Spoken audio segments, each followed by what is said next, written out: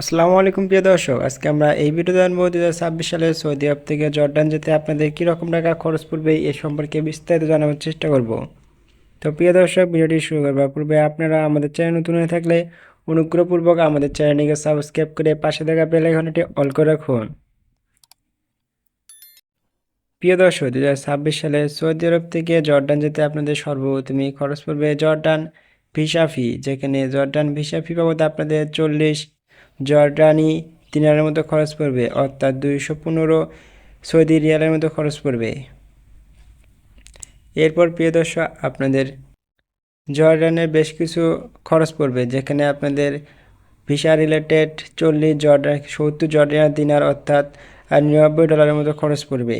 বিমান টিকিট বাবদ জর্ডান থেকে অর্থাৎ সৌদি আরব থেকে জর্ডান যেতে আপনাদের ডাবল টিকিটের বিমান ভাড়া বাবদ $240 মতো খরচ পড়বে, যা প্রায় 900 রিয়ালের মতো। জর্ডান থাকা খাওয়া এবং লোকাল যাতায়াত খরচ। জর্ডানে আপনাদের 6 দিনের জন্য হোটেল বাবদ $250, লোকাল যাতায়াত বাবদ $80 এবং খাবার খরচ বাবদ $120। এই সর্বমোট $450 মতো খরচ পড়বে, অর্থাৎ 1688 রিয়ালের মতো। সর্বমোট খরচ হিসাব করলে জর্ডান ভিসা ফি রিলেটেড $99, বিমান টিকিট বাবদ $240, হোটেল বাবদ $250, লোকাল যাতায়াত বাবদ $80, খাবার খরচ বাবদ $120 এবং বেকার হিসেবে $110। এই সর্বমোট $899 মতো খরচ পড়বে।